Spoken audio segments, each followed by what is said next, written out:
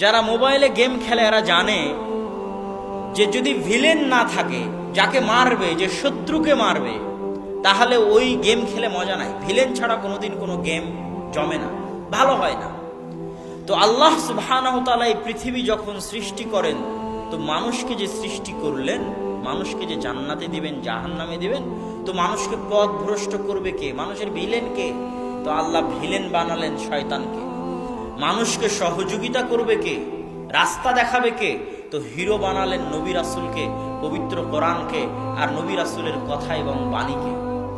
তো মানুষ যদি শয়তান ভিলেন, তার জীবনের সবচেয়ে বড় দুশমন, সবচেয়ে বড় শত্রু শয়তান সম্পর্কে না জানে, মানুষ হেদায়েতের রাস্তা খুঁজে পাবে না।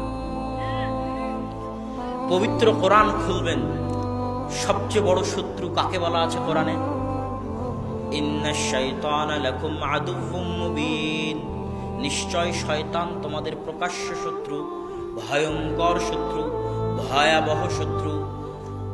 আমরা যখন বক্তব্য দিতে উঠি, তখন রক্ত গরম হয়ে গেলে আমাদের সবচেয়ে বড় শত্রু আমেরিকা, আমাদের সবচেয়ে বড় শত্রু ইসরায়েল, আমাদের সবচেয়ে বড় শত্রু ভারত, আমাদের সবচেয়ে বড় শত্রু অমুক।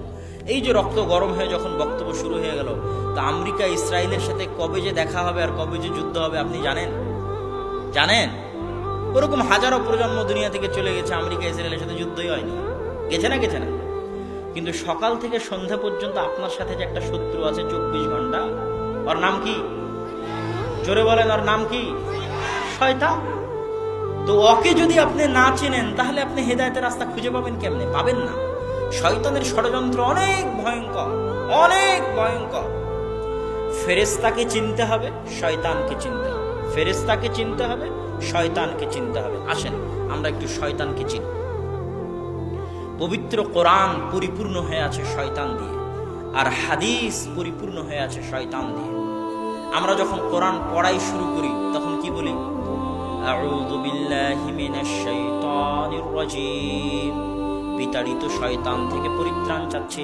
আচ্ছা, শয়তান যদি নাই থাকে, শয়তান যদি কাল্পনিক কিছু হবে, তাহলে কোরআনের মতো একটা পবিত্র গ্রন্থ পড়তে সারা জীবনে হাজারবার, লাখবার খালি শয়তান থেকে পরিত্রাণ চাই, শয়তান থেকে পরিত্রাণ চাই, শয়তান থেকে পরিত্রাণ চাই, এটা কি পাগল ধর্ম নাকি? আপনি কি মনে করেন? যদি শয়তানের অস্তিত্ব নাই থাকবে, তাহলে এটা কি পাগল ধর্ম নাকি যে রাত দিন খালি এটাই পড়াচ্ছে? কি বলো?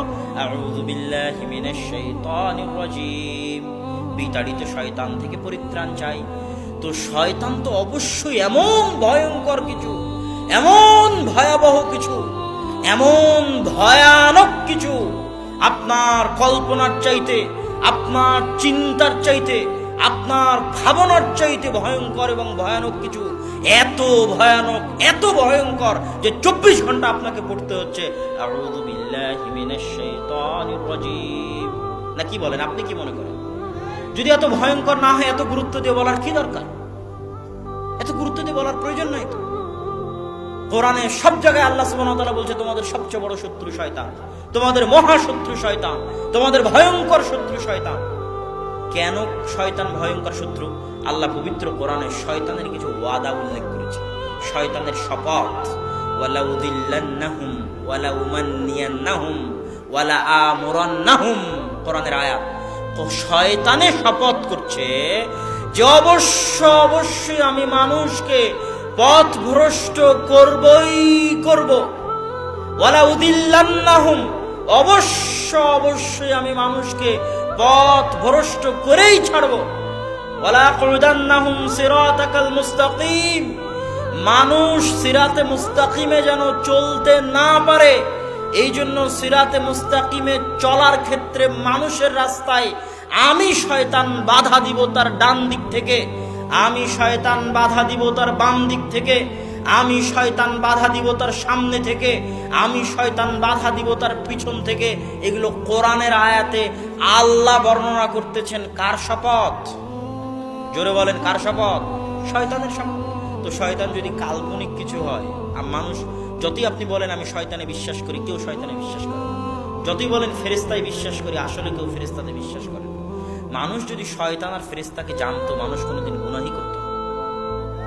মানুষ যদি বুঝতো যে শয়তান কি, শয়তানের ষড়যন্ত্র কেমন, সে কিভাবে শয়তানের গোলাম হয়ে গেছে, কিভাবে শয়তানের দাস হয়ে গেছে।